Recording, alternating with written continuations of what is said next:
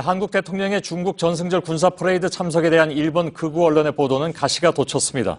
사대주의 운운하면서 박근혜 대통령을 시해당한 명성황후에 비유하는 보도까지 내놨습니다. 싸움은 중국과 일본의 언론사들 간에까지 번졌습니다. 전용우 기자입니다. 미중 양다리 외교, 한국이 끊을 수 없는 민족의 나쁜 유산이란 제목의 상계의 신문 칼럼입니다. 이 신문은 한국이 거대 열강 사이에서 줄타기 외교를 펼쳤던 조선조 말기를 연상시키는 사대주의 행태를 선보이고 있다고 비꼽니다. 이어 박 대통령을 일본에 의해 잔혹하게 시해당한 명성황후에 빗댑니다.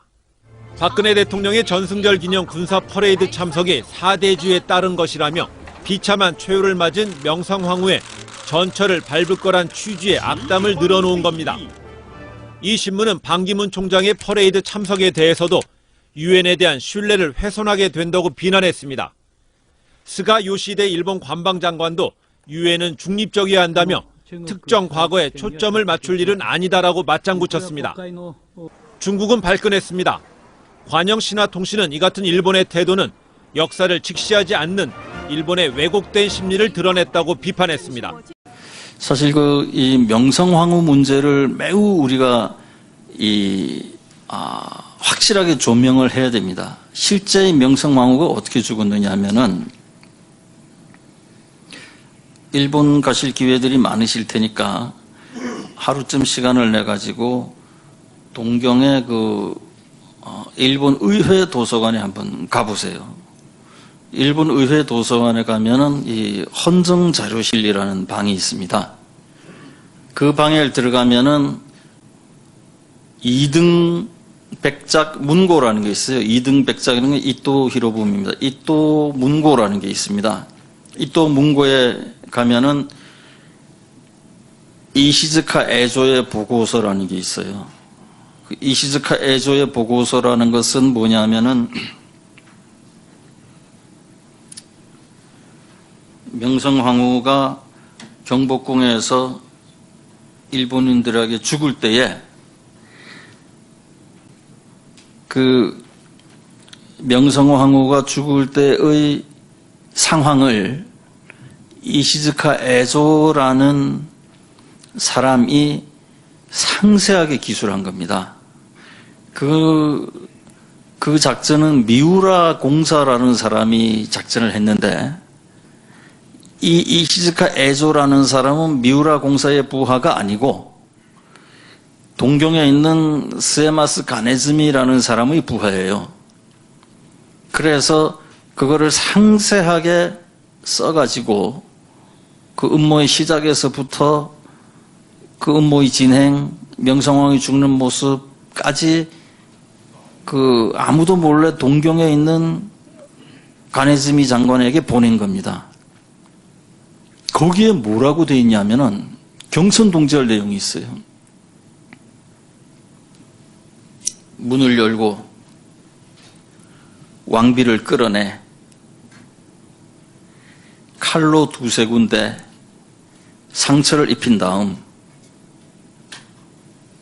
발가벗겨 국부검사를 했다. 그리고 기름을 부어 태워 죽였다. 근데 이게 굉장히 비밀로 묻혀오다가 일본의 양심적 역사학자인 어찌됐든 이 문제는 명성황후가 일본인들은 죽은 다음에 능욕을 했다. 그러는데 그게 아닙니다. 그 보고서를 눈을 씻고 봐도 죽은 다음에 능욕을 한 게 아니에요. 칼로 두세 군데 상처를 낸 다음 발가벗겨 국부검사를 했다. 이게 남의 나라 궁에 와가지고 일본 놈들이 우리나라 왕비를 발가벗겨서 국부검사라는 게 뭡니까? 겁탈했다는 거잖아요. 그때 상황이 어떻게 되냐면은 경복궁에 궁중수비대 300명이 있습니다. 조선팔도에서 제일 무술 잘한다는 놈들이 300명이 있는데 쳐들어온 일본 놈들이 한 40몇 명이에요. 이놈들이 오니까 300명이 전부 궁궐을 넘어서 도망을 가버려요. 이놈들이 총 들고 온 것도 아니고요. 몇 놈 칼 들고 나머지는 다 잡배들입니다. 인력국군, 뭐 사환, 뭐 장사치 오는데 300명이 다 도망가 버리고 이놈들이 아무도 없는 그 궁에 들어와서 고종이 이렇게 앉아 있는데 고종이 일어서면서 뭐 하는 놈들이냐? 그러니까 여기 장만기 회장님이 고종이라고 그러는데 뭐 하는 놈들이냐 한번 해보세요. 뭐 하는 놈들이야? 와가지고 일어서려고 하는 걸 팍 주저앉히고 그 다음에 그 왕세자는 이 칼집으로 탁 때려가지고 잡아뜨리고는 우르르 들어가서 300명이 다 도망가 버려서 전부 여자들만 있는 데 가서 다 가슴을 벗겨가지고 유방검사를 해가지고 명성황후를 찾아내요. 그래가지고 그 명성황후가 맞느냐 안 맞느냐를 누구한테 확인을 시키냐면 그 아들한테 확인을 시킵니다. 나중에 순종이 된 왕세자한테. 네 애미가 맞느냐? 왕세자가 맞습니다 하면 자기 엄마가 죽는데 또 맞습니다 그래요. 그리고는 알았어 임마 하고 차버리고는 그 왕비만 아까 얘기한 대로 발가벗겨서 하고 그 다음에 기름 부어서 살아있는 상태에서 태워가지고 시체가 이제 다 타진 않고 반쯤 남은 거를 경복 우물에 집어쳐 넣어버립니다. 고에 보면은 네. 명성황후가 마지막 죽는 모습을 담은 이시즈카 에조의 문서가 있어요. 한번 내가 얘기했지만 문을 열고 왕비를 끌어내. 네. 그 왕비가 예전 역사학자들은 그 방 안에서 죽은 걸로들 다 생각을 했거든요. 네. 방 안에서 죽은 게 아니고 밖에서 문을 열고 왕비를 끌어내. 네. 그 마당으로 끌어냈다는 얘기예요. 네. 그 마당에서 칼로 두세 군데 상처를 입힌 다음 네. 인상입니다. 그 문서를 그대로 해석해야 돼요. 네. 상처를 낸 다음. 칼로 두세 군데 상처를 낸 다음 발가벗겨 네. 국부검사를 했다. 국부검사는 왜 합니까, 근데? 그 옆에 이 뭐라고 써놓냐면은 네. 일본인이 네. 가소간호 너무나 웃기고도 누여운 일이다. 네. 왕비를 경복궁에서 발가벗겨서 국부검사를 했다. 그리고 그 국부검사라는 것 속에 일본인조차 차마 쓸 수가 없어서 국부검사라고 쓴 거 아닙니까? 네. 그리고 그 뒤가 더 처참해요. 그런 후에는 기름을 부어 소실했다. 근데 명성황후가 어느 순간에 죽었느냐는 어디에다 안 나와 있어요. 이게 칼로 베어 죽은 게 아니에요. 문서를 그대로 해석하면은 문서를 그대로 해석을 해야죠. 그대로 해석을 하면은 명성황후는 칼로 두세 군데 상처를 입은 다음에 그 다음에 발가벗겨져서 국부검사를 당한 거예요. 그 다음에 이 기름이 부어져서 타 죽었거든요. 네. 그러니까 그 명성황후가 이제 능욕당했다 하는 그 얘기는 일본에서 먼저 나왔어요. 일본 학자들이. 네. 근데 나왔는데 이 사람들이 명성황후가 이제 능욕당했다라고 하는 것의 본 근거가 바로 그 이시즈카 에조의 문서입니다. 근데 거기에는 살아있는 상태에서 국부검사를 당한 거거든요. 그런데 국부검사라는 건 뭐예요? 그냥 보기만 했다는 거예요? 아니면 그 본 이후에 뭐 또 다른 짓도 한 거예요? 뭡니까? 그것은 미루어 생각합시다. 아니, 사실을 오늘 여기서 우리 선생님이 볼 때는. 문자 그대로 해석하자면 네. 그걸 이제 일본인들은 능욕이라 그러거든요. 네, 국부검사 한 거를. 네, 국부검사를 능욕이라 그러거든요. 네. 능욕을 사전뜻 그대로 찾아보면 그게 뭡니까? 성추행을 했다는 그런 거죠. 성폭행을 했다. 성폭행이죠. 네. 근데 이제 일본 학자들조차도 그게 너무 처참하니까 한국에 대해서 한국이 어마어마한 소요가 일어날까봐 네. 그게 이 사후 능욕이다. 그러나 문서 어디에도 사후라는 말은 없어요. 이미 상처를 당한 상태에서 상처를 피를 흘리고 있는 상태에서 상처를 두세 군데 내고 바로 국부검사가 능욕이라면 바로 능욕을 했다는 얘기예요. 네, 성폭행을 했다는 얘기다. 죽은 다음이 아니라 네, 상처를 입고 고통을 당하고 있는 와중에. 죽은 다음이라는 거는 일본 학자들의 주장이거든요. 네. 그러니까 근데 국부 검사했다 그러면은 검사라는 건 봤다는 걸로만 오해할 수 있지 않습니까? 저런 표현은 잘못됐네요, 그러면은.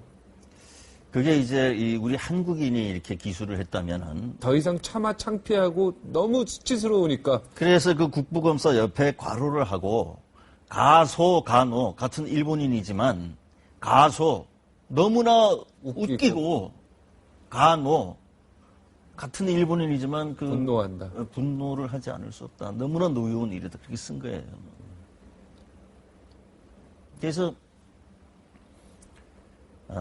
이제 명성황후가 죽고 나서 공사관에서 타전하고 일왕이 보고를 받고 잘했다. 제때 할 일을 했구나.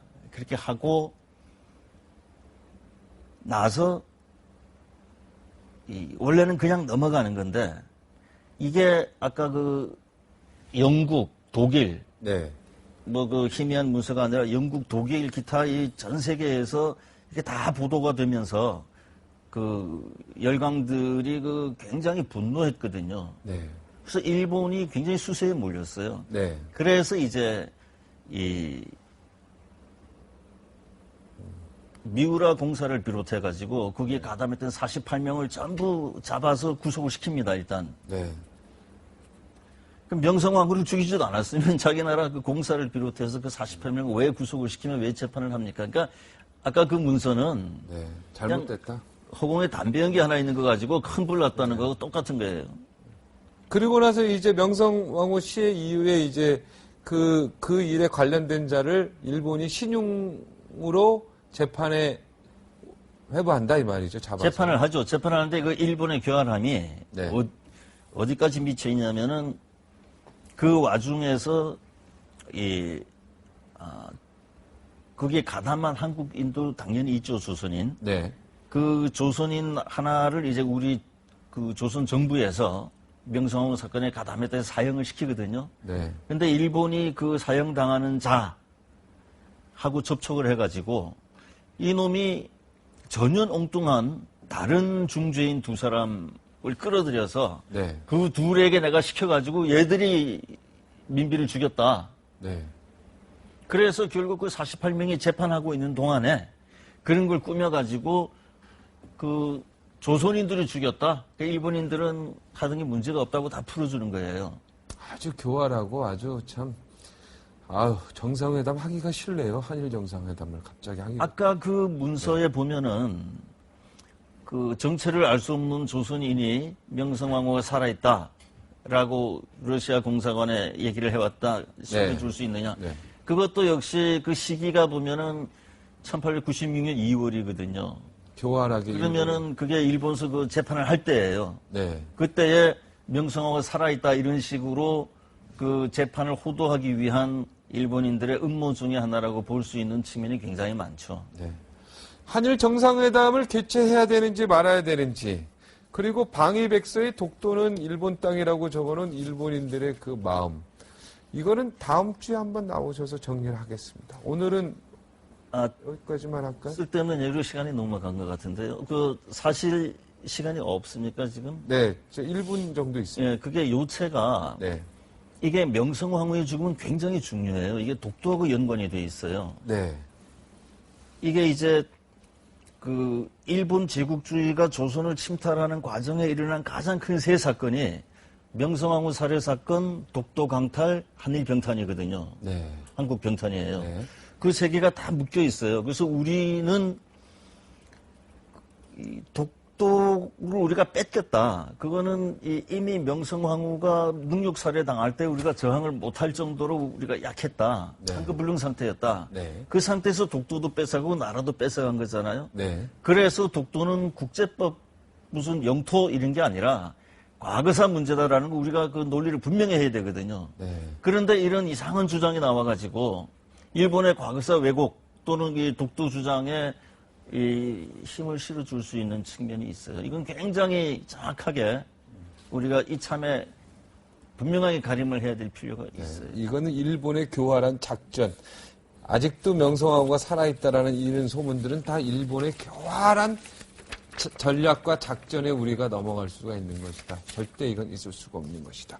그리고 일본 놈들이 다 죽인 것이다. 그리고 능욕을 했고 그냥 검사가 아니라 아주 그냥 성폭행까지 포함된 것들이 다 가소간호. 너무 여기서 웃긴다는 게 뭐 깔깔대고 웃는 게 아니라 진짜 참 이런 웃음이겠죠. 분노한다 이런 얘기. 그 정상회담은 해야 된다고 보고요.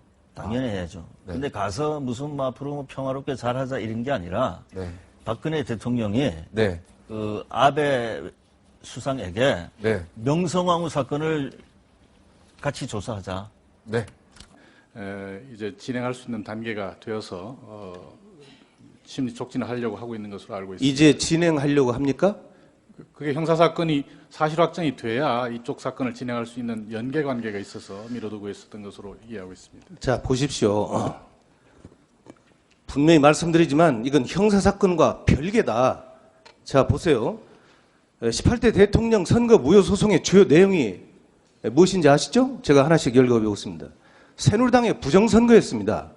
윤정훈 목사의 시발단 운영과 관련된 사건으로 징역 10년형 집행유예 2년형이 확정되었습니다.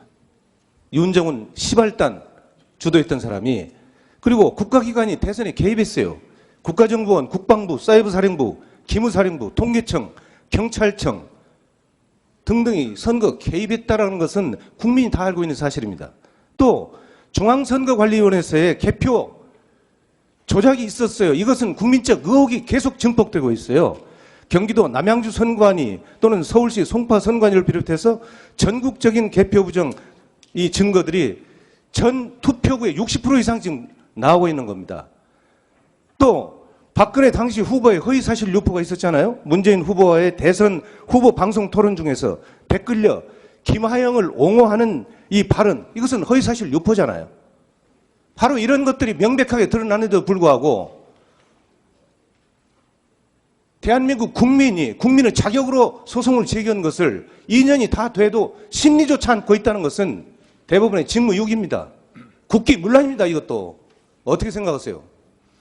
거듭 말씀드립니다만 당초 청구원인은 개표 부정에 한정되어 있었던 것으로 압니다. 그런데 그 이후에 국가기관의 그 선거 개입의 점이 선거 무효 사유로 추가가 됐고 그 점은 형사 기소가 돼 있어서. 자, 이거 보십시오.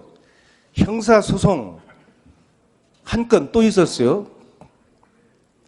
2013년 5월 9일 이명박, 박근혜, 김무성, 김능환, 이정호 씨는 중앙선관위 상임위원입니다. 문상부 중앙선관위 사무총장이에요. 여기다 원세훈, 김용판, 김하영 여기는 댓글료입니다.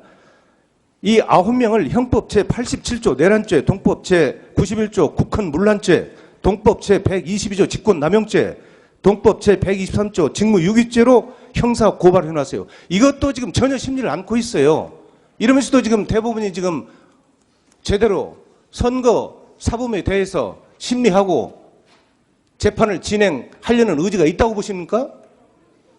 지금 아까 답변 중에 바로 이제 때가 됐으니 뭐 할 수 있겠다 이렇게 말씀하셨는데 언제 할 거예요? 이제 1심 판결이 났으니까 당해 재판부에서 기일을 지정해서 진행하리라고 생각합니다. 그렇게 막연하게 답변하지 마시고 지금 현재 어떤 상황인데 언제 하겠다? 이 국회에서 분명히 한번 답변해 보세요. 당해 재판부에서 결정할 일이라서 제가 법원행정처장 입장에서 말씀드려서 단정하기는 어렵습니다. 역사는 이 모든 사실을 기억합니다. 기록합니다. 지금 이 고발인들을요, 검찰에서 거꾸로 엮어가지고 지금 실형을 선고해서 현재 감옥에 있어요. 정당한 주장을 하는 국민들을 거꾸로 올개미를 씌워가지고 입을 막아버리기 위해서 지금 감옥에 넣었다 이런 얘기입니다. 우리 국민은 우매하지 않습니다. 지켜보겠습니다. 그 다음에 세 번째는 중앙선거관리위원회의 개표 조작이었습니다. 이것은 제가 몇 가지 사례를 들어서 말씀을 드리겠습니다. 첫째는 지역선거관위의 개표 자료와 중앙선거관리위원회의 개표 자료가 일치하지 않았습니다. 경기도 남양주 선관위에는 119개의 투표소가 있습니다. 그러면 투표소가 119개이기 때문에 개표 결과도 119개로 개표 상황이 집계되어야 합니다.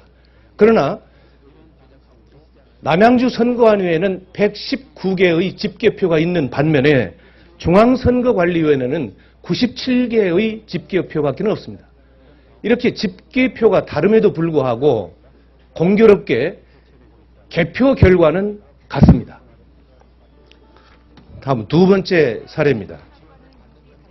개표 결과를 사전에 입력한 사실이 확인됐습니다. 서울시 송파구 선거관리위원회는 선거일 하루 전인 2012년 12월 18일 오후 1시 11분에 개표 결과를 서버에 입력한 사실이 확인됐습니다. 그 자료는 2012년 12월 19일 다음 날 개표한 결과와 일치합니다. 어떻게 투표 하루 전날 입력한 개표 결과가 선거 당일날 투표 결과와 일치할 수 있는 것인지 이것은 도무지 납득할 수 없는 상황입니다. 세 번째 사례입니다. 개표소에서 지역선거관리위원장이 개표 선언을 하기도 전에 전국에 방송되는 선거방송에서는 개표 결과가 국민에게 방송됐습니다. 서울시 영등포구 대림삼동 제7투표구 개표 상황을 보면 영등포구 선거관리위원장이 개표 결과를 공표한 시각이 12월 20일 0시 16분이었습니다. 그런데 중앙선거관리위원회가 언론사에 제공한 개표 결과의 제공 시각이 12월 19일 22시 35분이었습니다. 결과적으로 개표 개시 1시간 41분 전에 개표하기도 전에 중앙선거관리위원회에서는 언론사에 개표 결과를 통보함으로써 전 국민에게 개표가 개시되지도 않았는데 개표 결과를 발표하는 이런 조작의 사례가 나타났습니다. 바로 이런 사례가 지난해 9월 18일 날 제가 주관한 국회 토론회에서 김후영 목사는 전국의 252개 선거구에서 13,542개의 투표소가 있는데 이 개표소의 60% 이상이 이와 같이 개표 선언이 되기 전에 개표 결과가 방송되는 사례를 집계해서 그 결과를 국내에 발표한 사실이 있습니다. 바로 이것이 결국은 선거관위에서의 개표 조작이다. 이렇게 주장하고 있는 것입니다. 이와 같이 투표는 국민이 했는데 개표는 국가의 공권력에 의해서 참담하게 이룬되었고 국민의 의사와는 무관하게 국민을 속이고 특정 세력이 장기 집권 또는 영구 집권을 해체하는 수단으로 악용될 것이기 때문에 바로 저는 지난해 9월 달에 투표소에서 수개표하는 길만이 이런 부정을 막을 수 있는 근본적인 제도적 장치가 될 수 있다. 이렇게 봐서 국회에서 토론을 거쳐가지고 여기에서 모아지는 의견들을 집약해서 2014년 12월 30일 공직선거법 개정안을 공동 발의하기에 이르렀습니다. 중앙선거관리위원회에서요. 지난 18대 대선 개표 결과 전국 252개 개표소 중 93개 개표소에서 개표에 오류가 있다 이렇게 발표한 바가 있습니다. 이것은 중앙선거관리위원회에서 그동안 줄기차게 우리들이 주장한 내용들에 대한 개표 조작에 대한 일정 부분을 시인한 것이다. 저는 이렇게 판단을 하고 있습니다. 네, 18대 대통령 선거가 이제 석 달 보름여 앞으로 다가왔습니다. 앞으로 대선으로 가는 길에 전국은 변화무쌍한 흐름을 보일 것으로 예상됩니다. 뉴스와이는 대선 상황실 코너를 마련해서 대선 정국의 흐름과 이슈를 짚어드립니다. 대선 상황실로 가보겠습니다. 이번 대선은 그야말로 초박빙의 승부가 예상되는 51대 49의 싸움이 될 것으로 보입니다.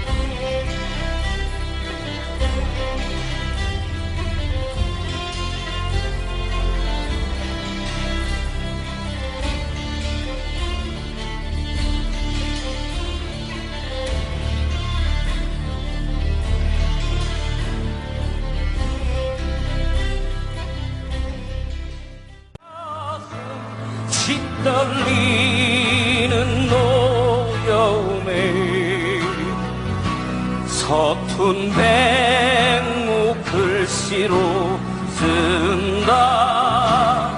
다른 목마름으로 다른 목마름으로 민주주의여 만세. 다른 목마름으로 다른 목마름으로 민주주의여 만세.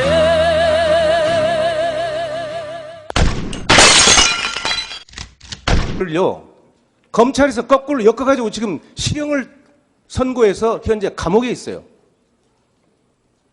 정당한 주장을 하는 국민들을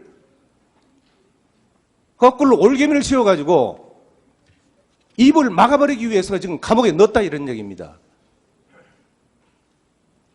우리 국민은 우매하지 않습니다. 지켜보겠습니다.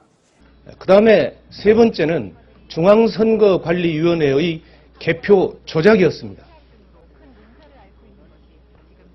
이것은 제가 몇 가지 사례를 들어서 말씀을 드리겠습니다. 첫째는 지역선거관리위의 개표 자료와 중앙선거관리위원회의 개표 자료가 일치하지 않았습니다. 경기도 남양주 선거관리위에는 119개의 투표소가 있습니다. 그러면 투표소가 119개이기 때문에 개표 결과도 119개로 개표 상황이 집계되어야 합니다. 그러나 남양주 선거관리위에는 119개의 집계표가 있는 반면에 중앙선거관리위원회는 97개의 집계표밖에 없습니다. 이렇게 집계표가 다름에도 불구하고 공교롭게 개표 결과는 같습니다. 다음 두 번째 사례입니다. 개표 결과를 사전에 입력한 사실이 확인됐습니다. 서울시 송파구 선거관리위원회는 선거일 하루 전인 2012년 12월 18일 오후 1시 11분에 개표 결과를 서버에 입력한 사실이 확인됐습니다. 그 자료는 2012년 12월 19일 다음 날 개표한 결과와 일치합니다. 어떻게 투표 하루 전날 입력한 개표 결과가 선거 당일날 투표 결과와 일치할 수 있는 것인지 이것은 도무지 납득할 수 없는 상황입니다. 세 번째 사례입니다. 개표소에서 지역선거관리위원장이 개표 선언을 하기도 전에 전국에 방송되는 선거방송에서는 개표 결과가 국민에게 방송됐습니다. 서울시 영등포구 대림삼동 제7투표구 개표 상황을 보면 영등포구 선거관리위원장이 개표 결과를 공표한 시각이 12월 20일 0시 16분이었습니다. 그런데 중앙선거관리위원회가 언론사에 제공한 개표 결과의 제공 시각이 12월 19일 22시 35분이었습니다. 결과적으로 개표 개시 1시간 41분 전에 개표하기도 전에 중앙선거관리위원회에서는 언론사에 개표 결과를 통보함으로써 전 국민에게 개표가 개시되지도 않았는데 개표 결과를 발표하는 이런 조작의 사례가 나타났습니다. 바로 이런 사례가 지난해 9월 18일 날 제가 주관한 국회 토론회에서 김후영 목사는 전국의 252개 선거구에서 13,542개의 투표소가 있는데 이 개표소의 60% 이상이 이와 같이 개표 선언이 되기 전에 개표 결과가 방송되는 사례를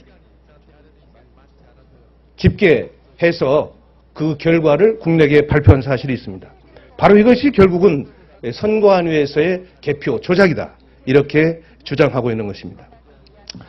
이와 같이 투표는 국민이 했는데 개표는 국가의 공권력에 의해서 참담하게 이룬되었고 국민의 의사와는 무관하게 국민을 속이고 특정 세력이 장기 집권 또는 영구 집권을 해체하는 수단으로 악용될 것이기 때문에 바로 저는 지난해 9월 달에 투표소에서 수개표하는 길만이 이런 부정을 막을 수 있는 근본적인 제도적 장치가 될 수 있다.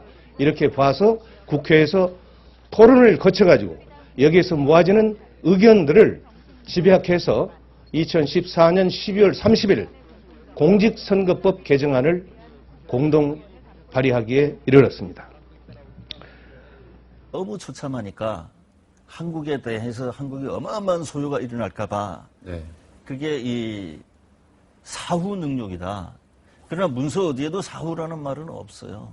이미 상처를 당한 상태에서 피를 흘리고 있는 상태에서 상처를 두세 군데 내고 바로 국부검사가 능력이라면 바로 능력을 했다는 얘기예요. 네, 성폭행을 했다는 얘기다. 죽은 다음이 아니라 네, 상처를 입고 고통을 당하고 있는 와중에 죽은 다음이라는 거는 일본 학자들의 주장이거든요. 네. 그러니까 근데 국부 검사했다 그러면은 검사라는 건 봤다는 걸로만 오해할 수 있지 않습니까? 저런 표현은 잘못됐네 그러면은 그게 이제 우리 한국인이 이렇게 기술을 했다면은 더 이상 차마 창피하고 너무 수치스러우니까 그래서 그 국부검사 옆에 괄호를 하고 가소 간호 같은 일본인이지만 가소 너무나 웃기고 간호 같은 일본인이지만 그 분노한다. 분노를 하지 않을 수 없다. 너무나 노여운 일이다. 그렇게 쓴 거예요. 그래서 이제 명성황후가 죽고 나서 공사관에서 타전하고 일왕이 보고를 받고 잘했다. 제때 할 일을 했구나. 그렇게 하고 나서 원래는 그냥 넘어가는 건데 이게 아까 그 영국, 독일, 네. 뭐 그 희미한 문서가 아니라 영국, 독일, 기타 이 전 세계에서 이게 다 보도가 되면서 그 열강들이 그 굉장히 분노했거든요. 네. 그래서 일본이 굉장히 수세에 몰렸어요. 네. 그래서 이제 이 미우라 공사를 비롯해 가지고 거기에 가담했던 48명을 전부 잡아서 구속을 시킵니다. 일단. 네. 그럼 명성황후를 죽이지도 않았으면 자기 나라 그 공사를 비롯해서 그 48명을 왜 구속을 시키면 왜 재판을 합니까? 그러니까 아까 그 문서는 네. 잘못됐다. 허공에 담배 연기 하나 있는 거 가지고 큰 불 났다는 거하고 똑같은 거예요.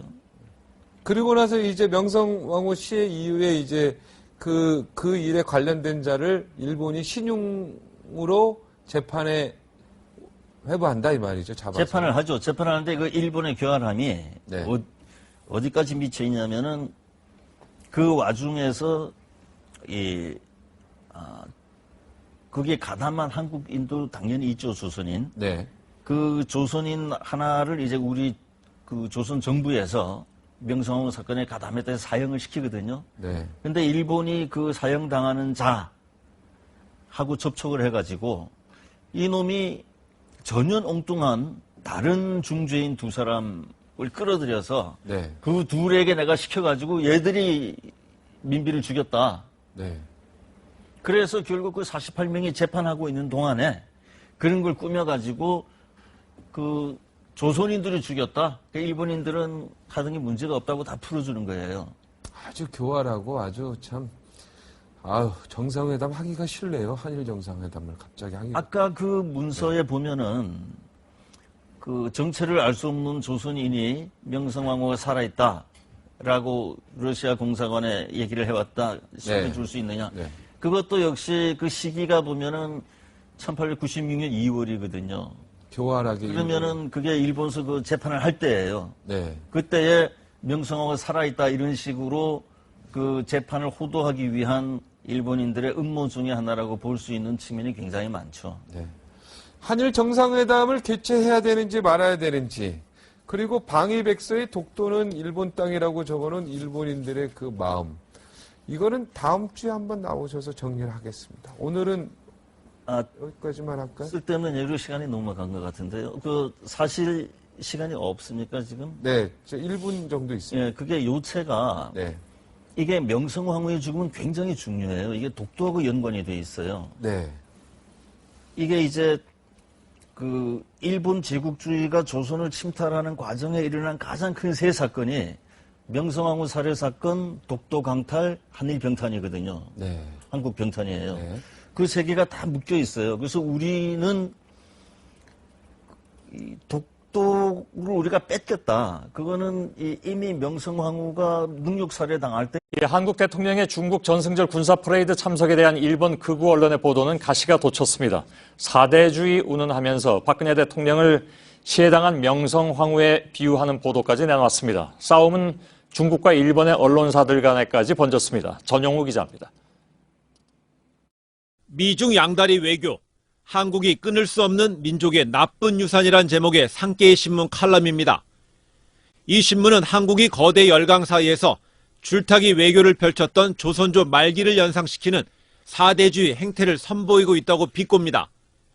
이어 박 대통령을 일본에 의해 잔혹하게 시해당한 명성황후에 빗댑니다.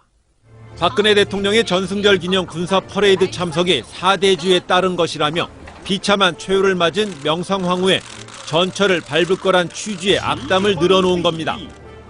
이 신문은 반기문 총장의 퍼레이드 참석에 대해서도 유엔에 대한 신뢰를 훼손하게 된다고 비난했습니다.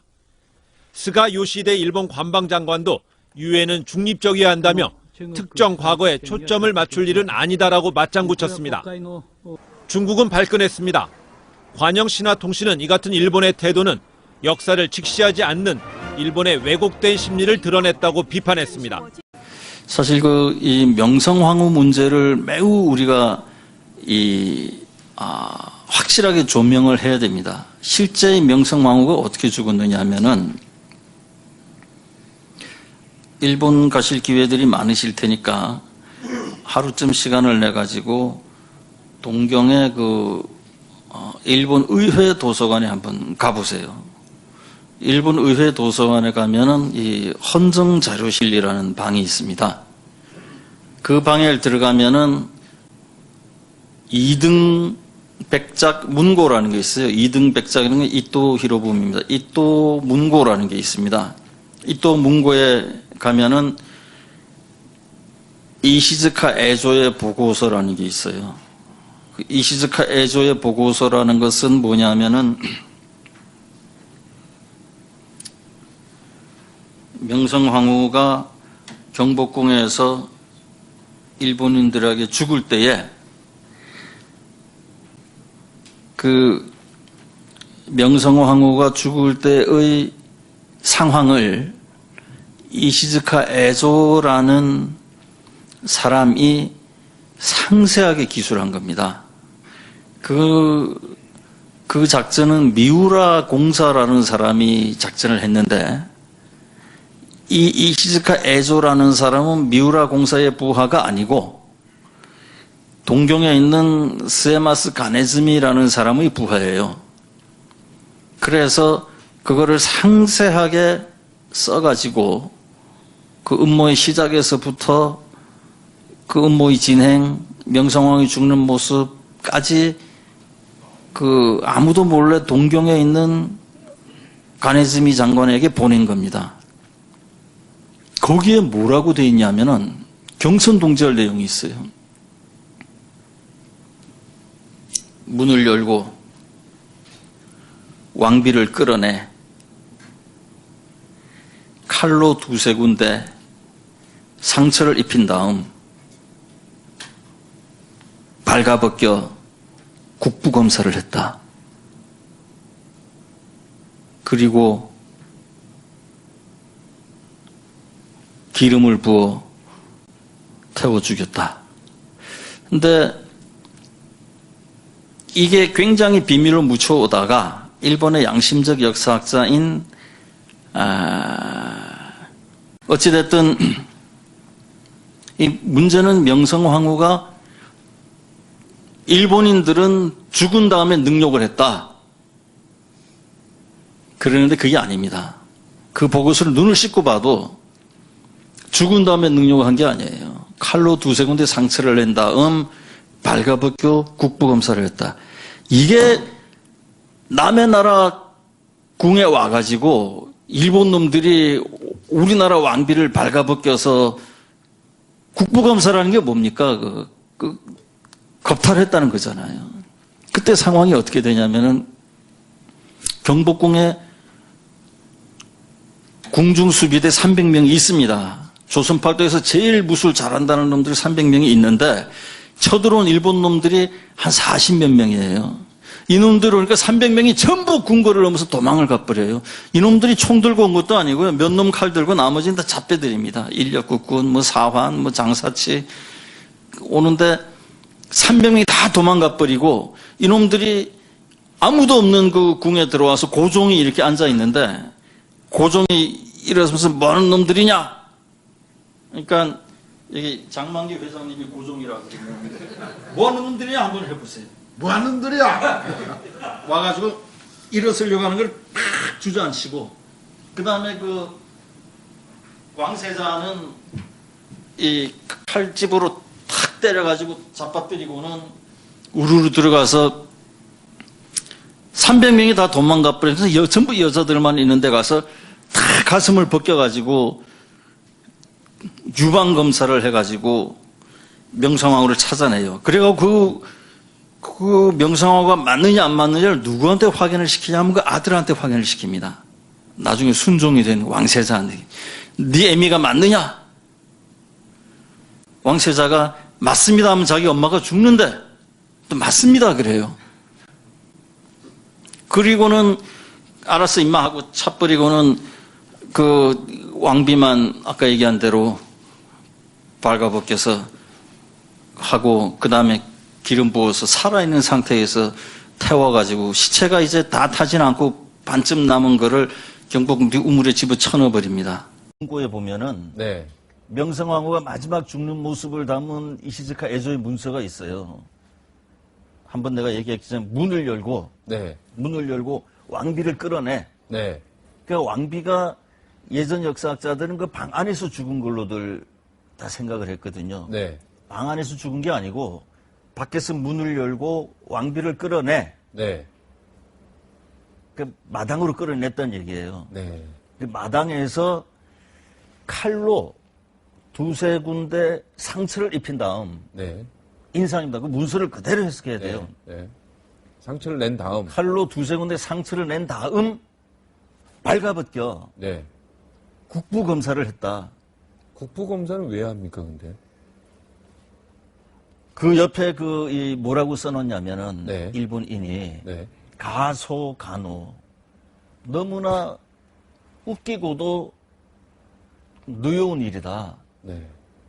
왕비를 경복궁에서 발가벗겨서 국부검사를 했다. 그리고 그 국부검사라는 것 속에 일본인조차 차마 쓸 수가 없어서 국부검사라고 쓴 거 아닙니까? 네. 그리고 그 뒤가 더 처참해요. 그런 후에는 기름을 부어 소실했다. 근데 명성황후가 어느 순간에 죽었느냐는 어디에다 안 나와 있어요. 그게 칼로 베어 죽은 게 아니에요. 문서를 그대로 해석하면은 문서를 그대로 해석을 해야죠. 그대로 해석을 하면은 명성황후는 칼로 두세 군데 상처를 입은 다음에 그 다음에 발가벗겨져서 국부검사를 당한 거예요. 그 다음에 이 기름이 부어져서 타 죽었거든요. 네. 그러니까 그 명성황후가 이제 능욕당했다 하는 그 얘기는 일본에서 먼저 나왔어요. 일본 학자들이. 네. 근데 나왔는데 이 사람들이 명성황후가 이제 능욕당했다라고 하는 것의 본 근거가 바로 그 이시즈카 에조의 문서입니다. 근데 거기에는 살아있는 상태에서 국부검사를 당한 거거든요. 그런데 국부검사라는 건 뭐예요? 그냥 보기만 했다는 거예요? 아니면 그 본 이후에 뭐 또 다른 짓도 한 거예요? 뭡니까? 그것은 미루어 생각합시다. 아니, 사실을 오늘 여기서 우리 선생님이 볼 때는. 문자 그대로 해석하자면 네. 그걸 이제 일본인들은 능욕이라 그러거든요. 네, 국부검사 한 거를. 네, 국부검사를 능욕이라 그러거든요. 네. 능욕을 사전뜻 그대로 찾아보면 그게 뭡니까? 성추행을 했다는 그런 거죠. 성폭행을 했다. 성폭행이죠. 네.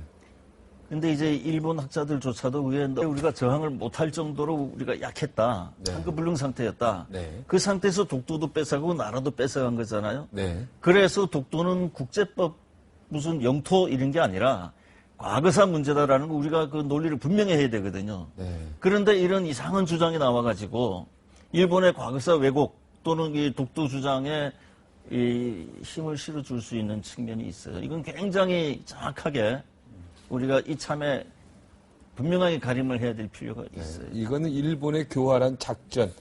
아직도 명성황후가 살아있다라는 이런 소문들은 다 일본의 교활한 전략과 작전에 우리가 넘어갈 수가 있는 것이다. 절대 이건 있을 수가 없는 것이다. 그리고 일본 놈들이 다 죽인 것이다. 그리고 능욕을 했고 그냥 검사가 아니라 아주 그냥 성폭행까지 포함된 것들이 다 가소간호. 너무 여기서 웃긴다는 게 뭐 깔깔대고 웃는 게 아니라 진짜 참 이런 웃음이겠죠. 분노한다 이런 얘기. 그 정상회담은 해야 된다고 보고요. 당연히 해야죠. 네. 근데 가서 무슨 뭐 앞으로 뭐 평화롭게 잘하자 이런 게 아니라 네.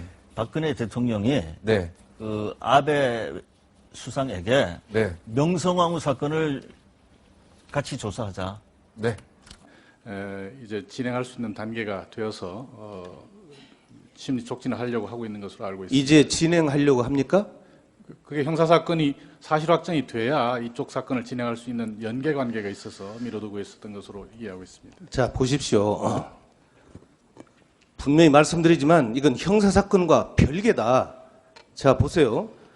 18대 대통령 선거 무효 소송의 주요 내용이 무엇인지 아시죠? 제가 하나씩 읽어보겠습니다. 새누리당의 부정선거였습니다. 윤정훈 목사의 시발단 운영과 관련된 사건으로 징역 10년형 집행유예 2년형이 확정되었습니다. 윤정훈 시발단 주도했던 사람이. 그리고 국가기관이 대선에 개입했어요. 국가정보원, 국방부, 사이버사령부, 기무사령부, 통계청, 경찰청 등등이 선거 개입했다라는 것은 국민이 다 알고 있는 사실입니다. 또 중앙선거관리위원회에서의 개표 조작이 있었어요. 이것은 국민적 의혹이 계속 증폭되고 있어요.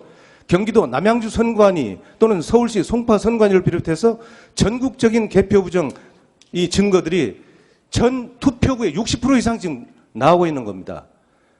또 박근혜 당시 후보의 허위사실 유포가 있었잖아요. 문재인 후보와의 대선 후보 방송 토론 중에서 댓글려 김하영을 옹호하는 이 발언, 이것은 허위사실 유포잖아요. 바로 이런 것들이 명백하게 드러나는데도 불구하고 대한민국 국민의 자격으로 소송을 제기한 것을 2년이 다 돼도 심리조차 않고 있다는 것은 대부분의 직무유기입니다. 국기문란입니다. 이것도. 어떻게 생각하세요? 거듭 말씀드립니다만 당초 청구원인은 개표 부정에 한정되어 있었던 것으로 압니다. 그런데 그 이후에 국가기관의 그 선거 개입의 점이 선거 무효 사유로 추가가 됐고 그 점은 형사 기소가 돼 있어서. 자, 이거 보십시오. 형사 소송 한 건 또 있었어요. 2013년 5월 9일 이명박, 박근혜, 김무성, 김능환, 이정호 씨는 중앙선관위 상임위원입니다. 문상부 중앙선관위 사무총장이에요. 여기다 원세훈, 김용판, 김하영 여기는 댓글료입니다. 이 9명을 형법 제87조 내란죄, 동법 제91조 국헌문란죄, 동법 제122조 직권남용죄, 동법 제123조 직무유기죄로 형사 고발해놨어요. 이것도 지금 전혀 심리를 않고 있어요. 이러면서도 지금 대부분이 지금 제대로 선거 사범에 대해서 심리하고 재판을 진행하려는 의지가 있다고 보십니까? 지금 아까 답변 중에 바로 이제 때가 됐으니 뭐 할 수 있겠다 이렇게 말씀하셨는데 언제 할 거예요? 이제 1심 판결이 났으니까 당해 재판부에서 기일을 지정해서 진행하리라고 생각합니다.